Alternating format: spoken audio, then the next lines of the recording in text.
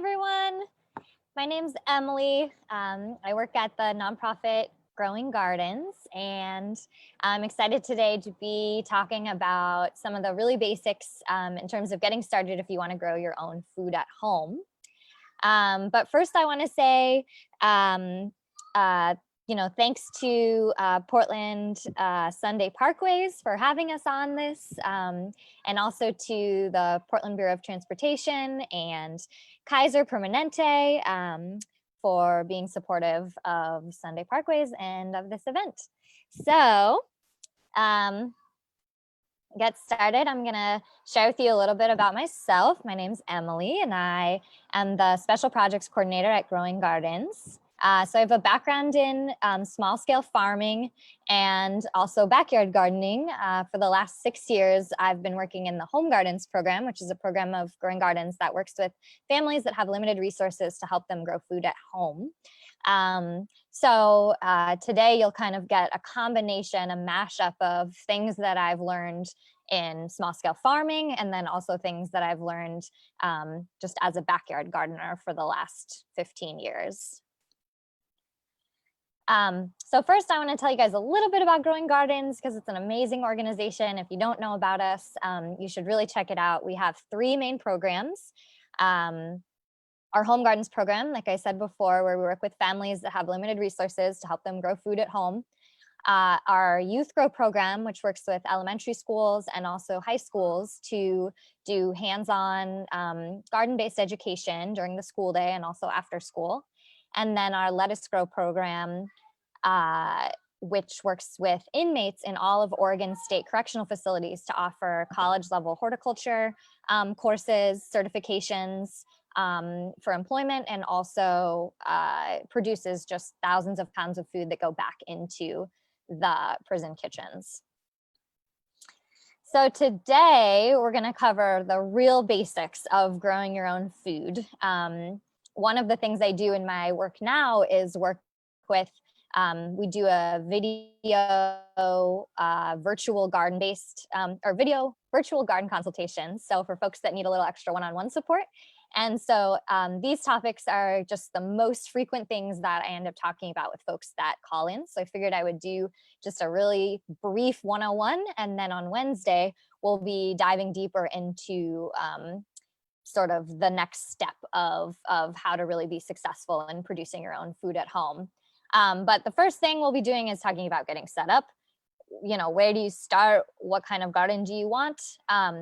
What to grow, so what works well in our climate, what you can plant right now if you haven't yet started your garden, or you have a garden and you're wondering what you can plant now, how to go about planting, and then tips for having a thriving garden once you've got everything in the ground. So the first thing is where to put your garden. And a lot of times people have a preconceived notion of where they want it because it looks good on their patio. And all of that, aesthetics are super important. But if you want to be growing tomatoes, peppers, squashes, have the widest variety of things you can grow, then choosing the spot that has the most sunlight is the most important thing you can do. So you can either watch your garden throughout the day, and obviously spring sun is going to be different than summer and fall sun because of the angle of the sun in the sky, but watch where the sun goes, pick the spot that gets the most light. The other way that you can assess enough sunlight, and this is what I do when going into folks' backyards and helping them pick the spot, is I look for an open area and then I face south. And I look at what is to the south of me. And if there's something tall to the south that's going to cast shade on the garden, like a house or a tree or something like that. And I look for the sun is going to move from east to west. And so imagining that going to the south and the shadow that's going to be cast to the north, you can get a good idea of what area is going to get the most sun consistently throughout the day. So this little diagram here shows you in the summer when the sun is at its highest point, the angle at which it hits whatever object is going to be creating shadow is so steep that the shadow is actually really short. So even if there is something, 10 feet away from your garden that's 10 feet tall, it won't necessarily shade your garden in the mid of summer. But because the sun is lower in the horizon in spring and fall, the shadow that it casts is going to be much longer. So just taking all of that into account when you're picking what spot you want. And I think the cool thing nowadays is that people are starting to really embrace the fact that gardens are gorgeous and can be something that's in your front yard, whereas before maybe lawns were kind of the default for front yards. But picking the most sun, that's kind of the key takeaway here, if you want to be able to grow the maximum stuff. And if you don't have sun, or very much sun, we'll talk later about what kinds of things you can plant if your yard is shady, which is the truth for a lot of us because we're really blessed to live in a city that has a lot of trees, which is awesome. So the other big factors, free of contaminants, I think most yards in Portland are fine. The one contamination we do see in soil is from lead paint that is chipped off of houses that were painted pre-1978 when lead paint was still legal.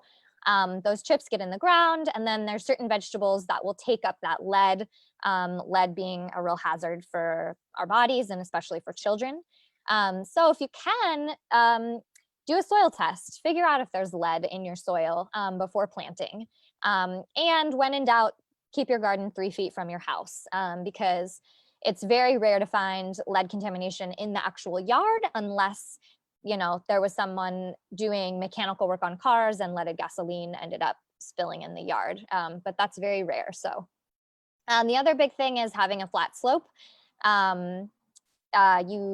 When you're watering or when it rains, you want the water to be able to sink in and not run off your garden. So having a flat slope is a good way to do that. Although there's many ways around that, including doing terracing and things like that. So it's possible to get super creative with gardening, which is one of the reasons it's so fun. So what type of garden do you want? Obviously, there's a lot of factors that go into that. Use the existing native soil and add compost and amendments to make the soil really nutritious and also get the texture that's good for plants, is probably the most cost-effective way to build a garden. It can be labor intensive. When we build gardens in our program, we have a bunch of volunteers that come out and help us dig. But there aren't a lot of things you need to buy or purchase. So you use your existing soil, you get compost, you add some lime, which is mineral calcium carbonate that helps raise the pH slightly because the soil in the Pacific Northwest, because of all the rain that we get, tends to be a little bit more acidic than most vegetable plants like. And so just raising that pH just a little bit. And you can buy lime in bulk or at basically any garden store. And then adding compost is really important because as many of you guys probably know, our soil is really clay heavy. And so when clay mixes with water and then gets the heat of the sun, that's basically how you make ceramics. And we don't want a hard ceramic-like surface to grow plants in. So what compost does is actually breaks up the structure of that clay molecule and allows there to be water, allows water to drain through, creates pockets for air. And so it just creates kind of an ideal scenario because one of the great things about using our native soil is that because it's clay and it holds onto water, it also holds onto nutrients really well. So it's just a benefit. You're able to conserve water and also conserve nutrients. Plus, it's using stuff that we already have existing here.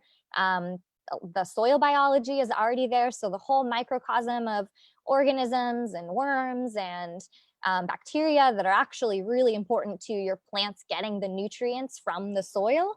It's all already there in your soil, and so you're just able to take advantage of that in the way that, I think a lot of my gardening philosophy comes from the fact that nature is already doing a pretty awesome job of growing things. And so the more we can mimic those natural processes, the less we'll be kind of fighting against nature and actually growing a wonderful bounty in collaboration with nature. So the other cool thing about in-ground gardens is you don't need to have straight lines. You can have the circular gardens. You can get really creative. And that's always fun because gardens, as you guys probably all know, is a lot more than just producing food. They're also really therapeutic spaces, spaces you can go and be calm, and rounded shapes just tend to have a more warm and welcoming feeling.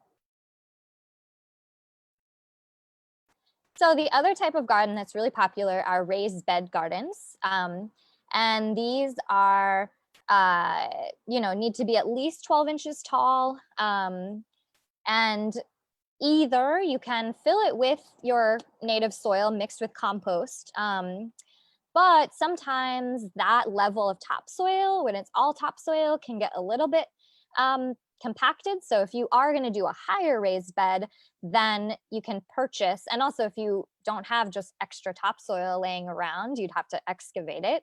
A lot of the garden centers sell a raised bed mix, which is usually a combination of some topsoil, sand, also to help with drainage, compost, and then usually something like vermiculite, perlite, or pumice, which are all things that just help keep the soil nice and aerated, so that it drains really well. And there's a lot of benefits to having a raised bed garden. So the wood frame can prevent, kids or dogs from like trampling the garden because it's so clearly delineated that it's a garden. Whereas in an in-ground garden, sometimes everybody just runs everywhere and then you end up with the soil really compacted. The soil warms up faster in the spring because the sides are exposed and get that warmth. You're able to plant a little bit earlier, whereas an in-ground garden is going to stay pretty cold for longer into the spring.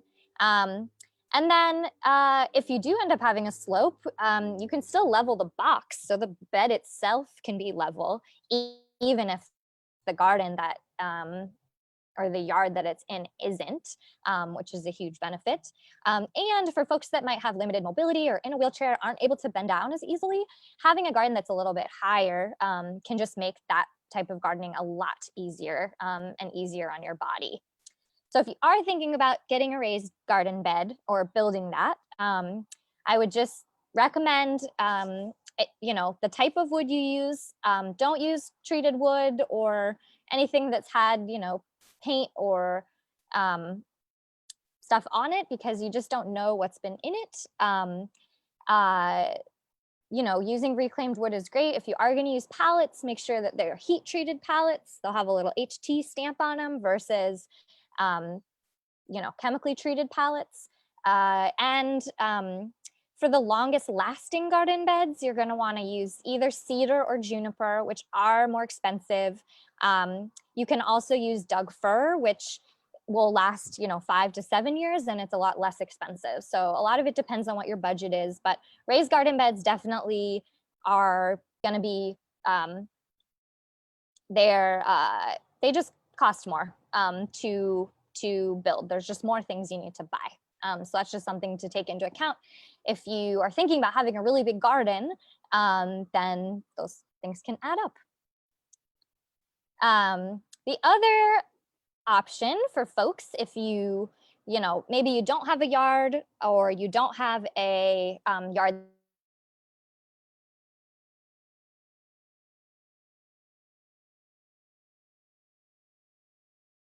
gardens are great because you have flexibility with the location, so you can go wherever the sun is.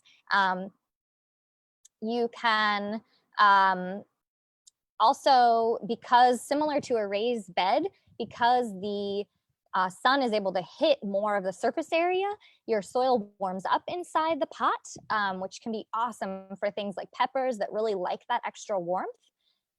So some people, even if they have an in-ground garden, might choose to do peppers in a pot anyways. It's less permanent. So if you think you're gonna move, or maybe your landlord's not down with you having a garden, it's something that you can still invest in, and then you don't lose it if you end up moving, or you can bring it with you. The two main drawbacks are that because the soil warms up more, and because there's just less soil, it tends to dry out a lot faster. So making sure that you're keeping on top of watering and you have a good routine of keeping the pots watered and checking their water, especially during the really hot days in the summer, is really important, because those plants just don't have a lot of resources, and in that little pot, it's a really like isolated environment. And same thing with fertilizing. So you're going to want to make sure every couple of weeks to add a little bit of a balanced organic fertilizer, more nutrients for your plants, because they only have the soil that is available to them in that pot, versus something in ground is going to have a lot more space for the roots to spread out and get access to both water and nutrients.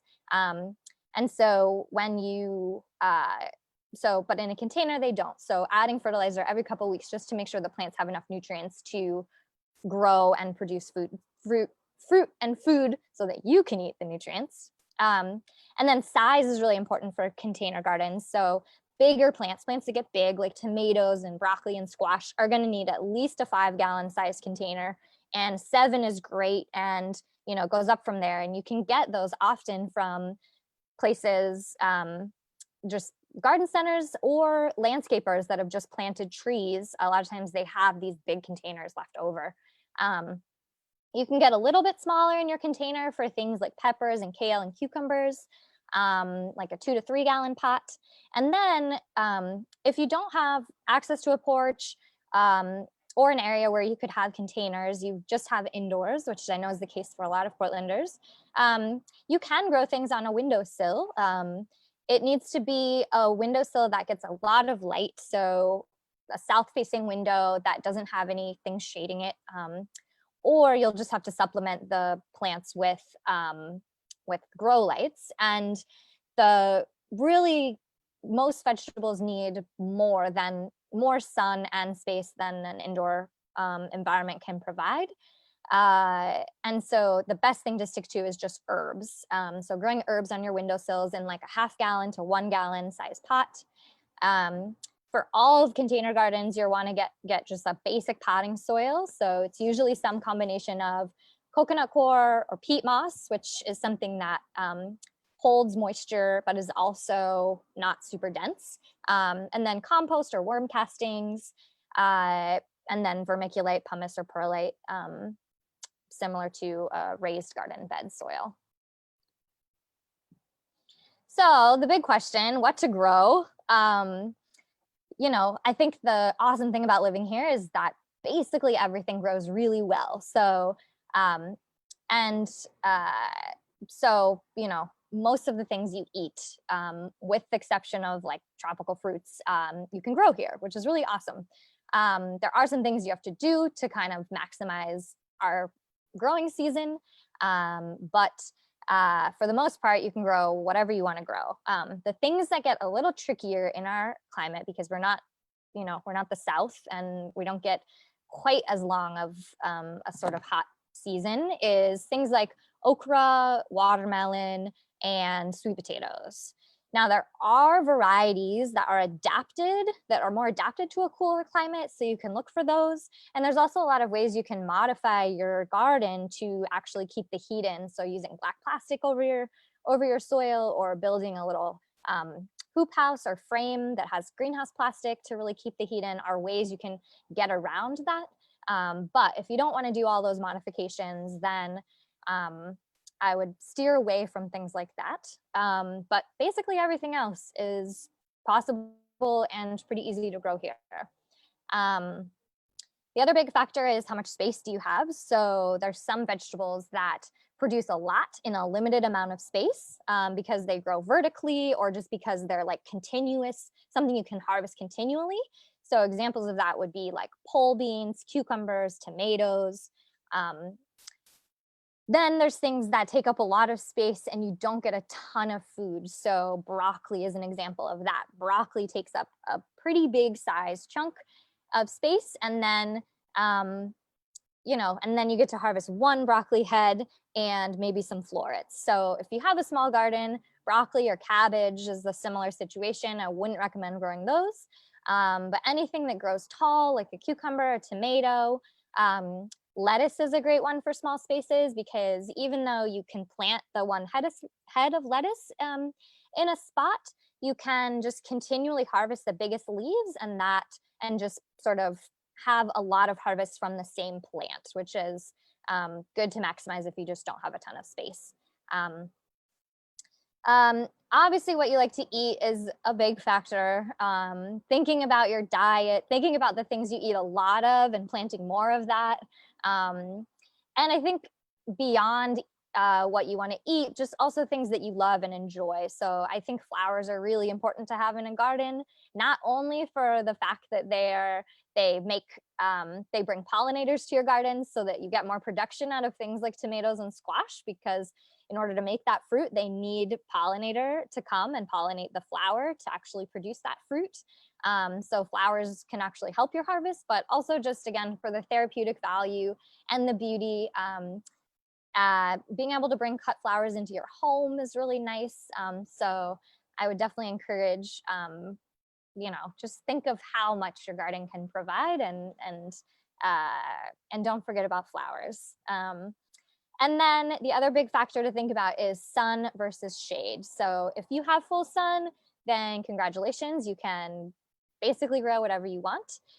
If you do have a shady garden, then that gets 4 hours of sun or so, then the best thing you want to do is stick to things that produce a leaf, like spinach, arugula, lettuce, collards, kale, chard, anything where the thing that we eat is the leaf, or any vegetable where the thing that we eat is the root. So carrots, turnips, radish, even potatoes, even though they're not technically a root, they're a storage stem. I'm trying to think what other root vegetables, turnips, rutabagas, anything that produces a root. So leaves and roots are going to do much better in the shade. Or they're going to be, at least they'll be able to grow in the shade, which is something that if you do plant a tomato in the shade, it's just not getting enough energy from the sun to actually really give you a good harvest of tomatoes. And then when to plant. So there's, you probably see plant starts in the grocery stores in like March and really early. And I know there's a lot of confusion about, when do I plant my tomatoes? Is it too early? Is it too late?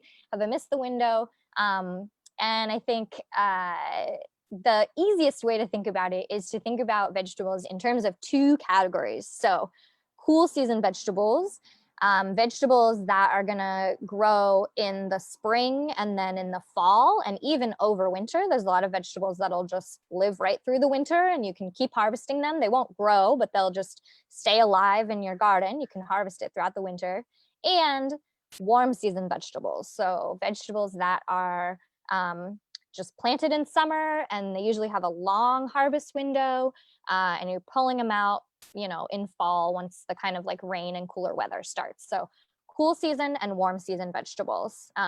So cool season vegetables, you're going to plant in March, like maybe late February, March and April and mid-May. And then you're going to also plant them again in July, August, September, so that they're growing in the fall.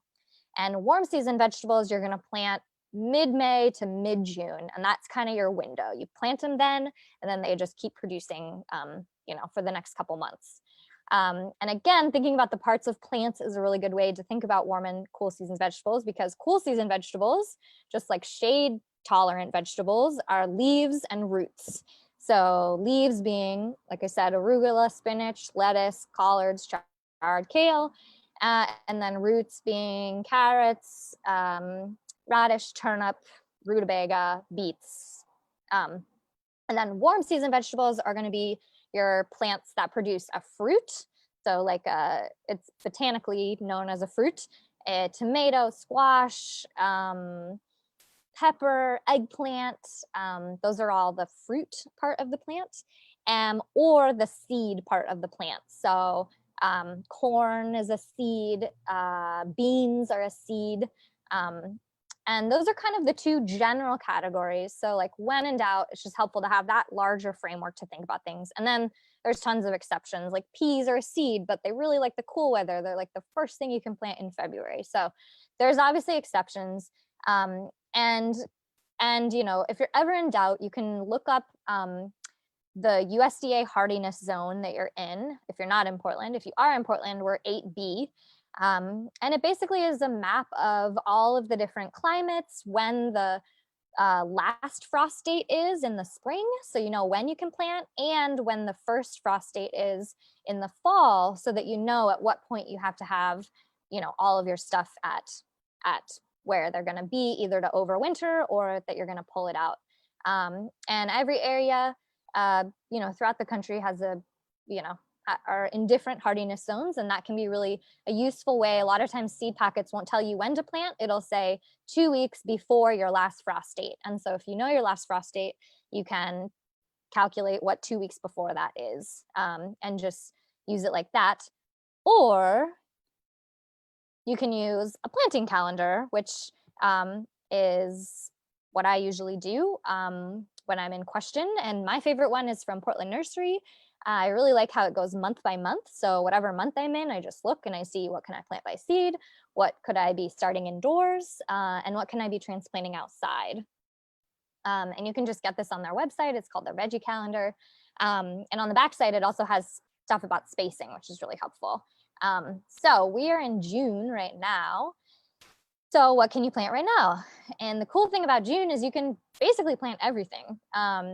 You can plant, well, not everything, but a lot of your things. So there's a list here: arugula, basil, beans, beet, broccoli, Brussels sprouts, cabbage, carrots, chard, cilantro, corn, cucumbers, kale, lettuce, pumpkin, squash, turnips. And those are all things you can plant by seed right now. And then there's things that you can plant by plant start right now. And a lot of those are similar to what you can plant by seed right now. But there's a few things that you can't plant by seed right now because they would take too long to get to maturity to when you'd be able to harvest them. So you really need to plant them as a plant start right now so that you get that head start. And those are things like peppers, peppers, tomatoes, eggplant, basically things that like are warm season vegetables that our season just isn't quite long enough. So in order to really get a full harvest, you need to start them indoors and then transplant them outside once it's warm enough. And June is a great time, especially early June is a great time to get those things in the ground if you haven't already.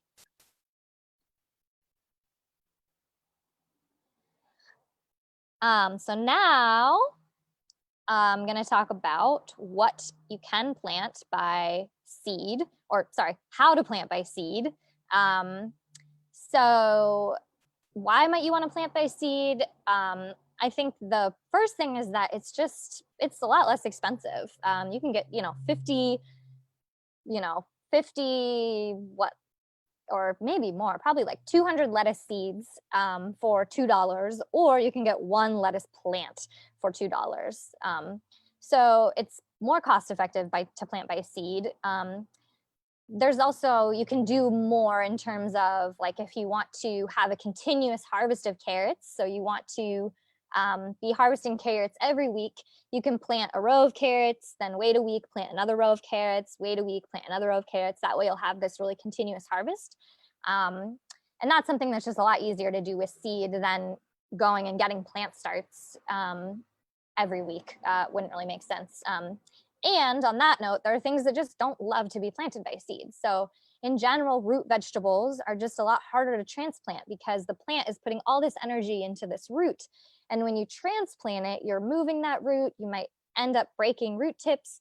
And so when it gets planted in a new spot, a lot of times that root, it just is not as happy and healthy as if you just planted the seed and the root got to grow in place without getting jostled around. So planting by seed, and you can transplant these things, but just in general, the root vegetables tend to be a little happier when they're planted by seed. And another one that's sort of like that are squashes. Squashes are totally fine to plant by plant start, but they also have a delicate root system, and so sometimes planting those directly in the ground, you can end up with, first of all, just as quick of a harvest because the plant eventually will catch up, and just not take the chances on anything happening during transplanting. And the basics of planting by seed are, because seeds are pretty small, you want to make sure that your soil, well, first of all, that your soil is not compacted. So this goes back to, how you originally create your garden. You want to make sure the soil is loose enough that plant roots can actually grow down into it, and not this like really compacted, clay soil. You want to make sure there's no weeds in the bed, because weeds are going to compete against your little seedling, and you want to make sure that that seedling has all the opportunities to get sun and water and nutrients, and that there aren't already plants that are going to compete for those nutrients and water and sun. So making sure it's weeded. And then you want to make sure that the particle sizes are pretty fine. If it's like really chunky, rocky soil, then as you sprinkle the seeds, they're going to end up falling through those gaps, and you won't, once the seed's too deep, it won't be able to grow enough to get to sunlight before it can produce its own energy, or before it can get sunlight energy. And so you just may not get as good of a harvest. So just making sure that it's like a pretty nice, fine seed bed. And then the depth is really important. So the rule of thumb for seed depth is the hole that the seed goes in should be 3 to 4 times as deep as the diameter of the seed itself. So for a bean seed is pretty big. So you're going to plant it, 2 inches deep or so, whatever 3 to 4 times that deep is. Maybe that's only 2 inches. Yeah. Versus a carrot or lettuce seed is really tiny. So those are just going to get barely buried. And on the back of a seed packet, it'll say how deep, and also if there's any other requirements. Some seeds like to be sown just directly on top of the surface. Some only germinate in the dark. So, but for the most part, vegetables, you can just use the rule of thumb where planted about 3 to 4 times as deep as the diameter of the seed itself. And then the other really important thing about seeds when you plant by seed is that seed doesn't have anything like roots. So you just need to make sure that it's constantly watered and moist until it sprouts, because that's what's going to help the seed actually open and sort of softens the shell of the seed so that the seed can open. And also if your soil dries out just as that little seedling has emerged, it doesn't have a long enough root yet to get to any other kinds of moisture. So if it dries up, it's just going to die. So keeping it really nice and moist, not like boggy, but just moist the whole time until it's like really sprouted. Then you can, not that you ever want your soil to just get bone dry, but you can be a little less careful because the plant has a little bit more resources. It's not totally dependent on you for all of its water. So the other option is planting by start. And planting by plant start is great for, it's the only option for a lot of things in our area, like tomatoes and peppers and eggplant. You got to plant them by start because if you planted them by seed, you'd have to plant them in the ground. The ground wouldn't be warm enough for you to plant them. So you'd wait until, probably May, you could plant them in the ground. And then by the time they got up to the size where you would have bought them as a plant start, it'll be a lot later in the season. So you just won't end up with as much of a harvest. But if your soil warms up, people definitely, like, I always have little tomato starts that come up from the tomatoes that fell the year before. And sometimes those make it and end up being super productive. So although usually I pull them out because I, want to try other varieties. But you can transplant them, give them to people. So that's one of the main reasons you want to plant by start, is just if you need to in order to really get the maximize that growing season from that vegetable. Or just save space in your garden. So for example, if you're getting ready to plant your fall garden with all of your cool season vegetables like spinach, kale, arugula, whatever, your garden is probably full of things already in July and August. So, but maybe there's something that's about to be finished that you can pull. And so if you started, your plant starts in a tray outside, then once you have space in the garden, you could transplant them into that spot and really maximize the space in your garden. The other nice thing about plant starts is like they're already a plant. So they've got a lot of resources in terms of they have a root system, so they can get like water and there's leaves, so they're getting sunlight. And so if a slug comes by and munches on a leaf, it's not the only leaf that it has. So that plant's a lot more likely to make it from any kind of pest damage or just other stressors that might happen, like not enough water or something like that. So the important thing about planting by start is similarly to planting by seed, that while that starts getting established, that you keep it nice and watered. You want to basically dig a hole that's a bit wider than the plant you're going to do. And again, like with the seeds, make sure that soil isn't compacted, that the roots, once they start growing, are going to be able to really reach down deep into the soil. So making sure that it's not compacted, like at least a foot. Adding in some compost, adding in some just balanced organic fertilizer into that hole just a little bit to give it a quick boost as it's sort of transitioning from being in a pot and in a greenhouse to being in your garden and your yard where it's exposed to a lot more. Then, kind of fill the soil back in and then water it really deeply and just watch it as, the first couple days or weeks after you plant it, because that's when it's going to be most vulnerable.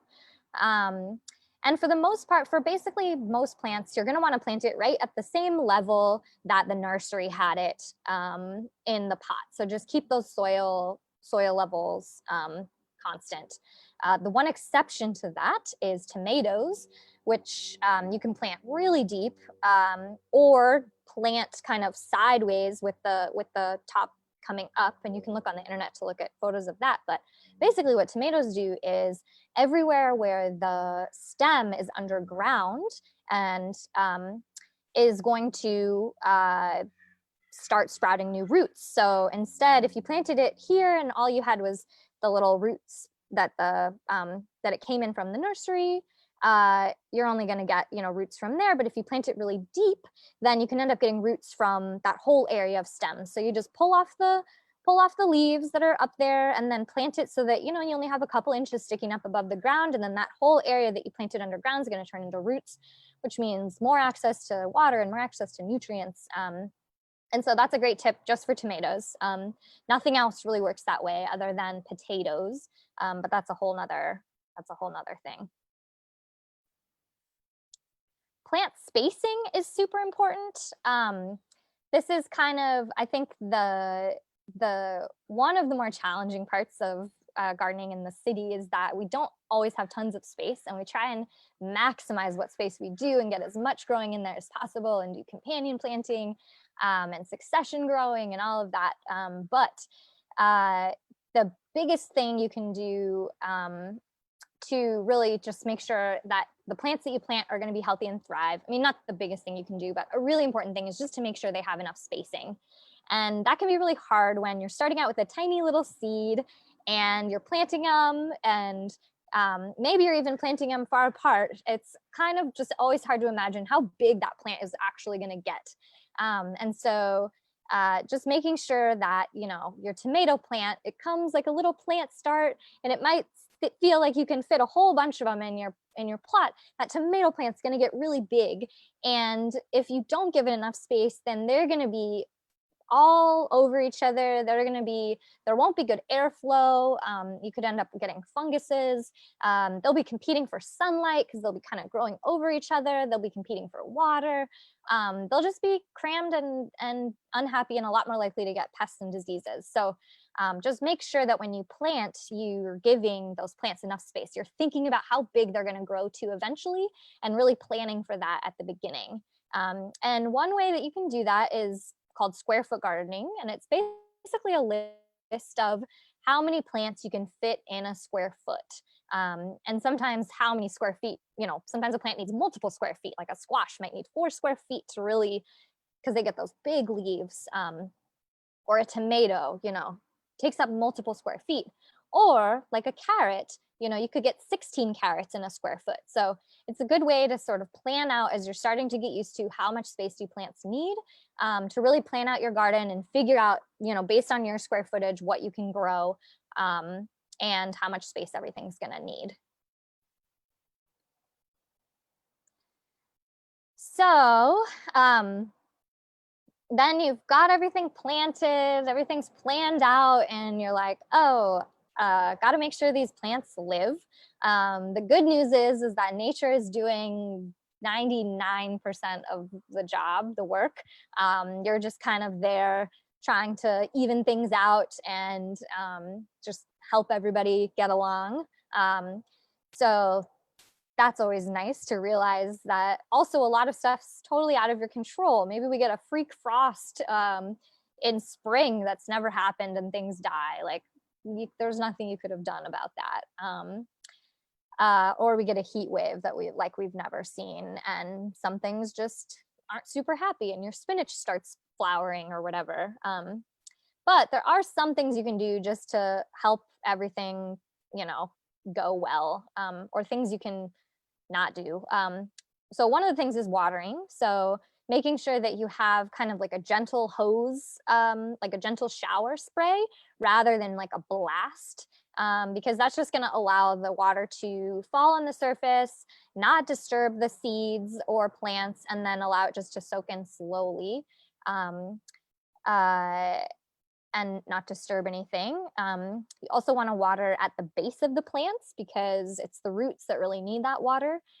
If you're watering on the leaves, they're not actually getting the benefit of that water. A lot of that water is just evaporating. And also there are some plants that can end up, getting funguses like squashes, if their leaves stay moist, because that creates a moist environment for funguses to grow. So in general, trying to get to the base of your plants if you can, where the water is. There are some plants where a little spray on the leaves is not a terrible idea, like kale often gets aphids, and if you spray the leaves down, you can knock those aphids off and they'll die.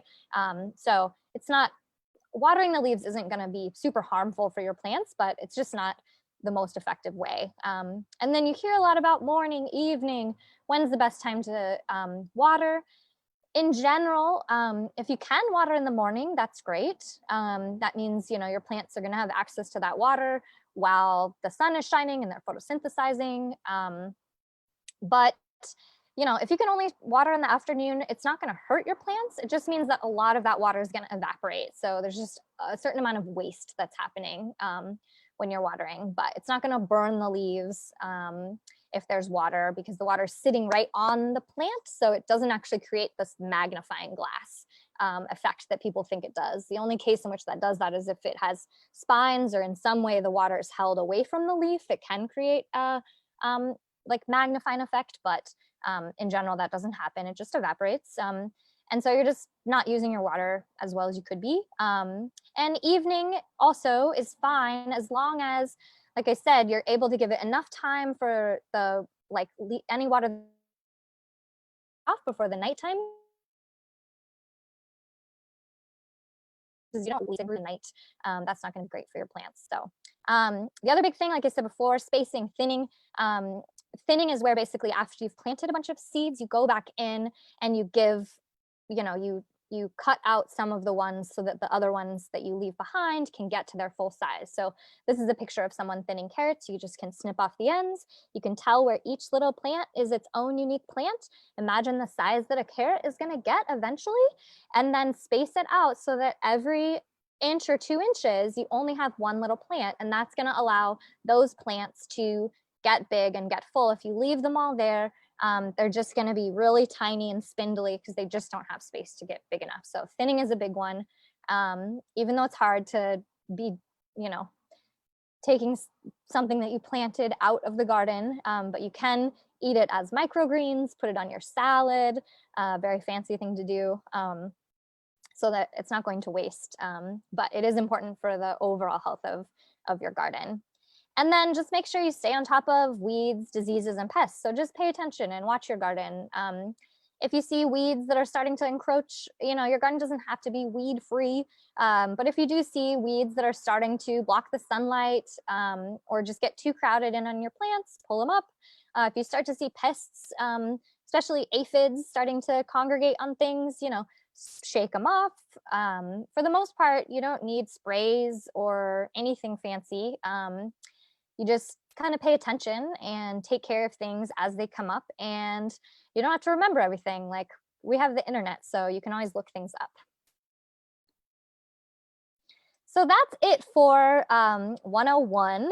And there's so much more to go into. And on Wednesday, I'll be doing a deeper dive into a lot of the stuff that I just really touched on. So thinking more about succession planning, really getting the most out of your garden, fertilizing, composting, things like that. So if you're free on Wednesday and you want to check it out, come join me.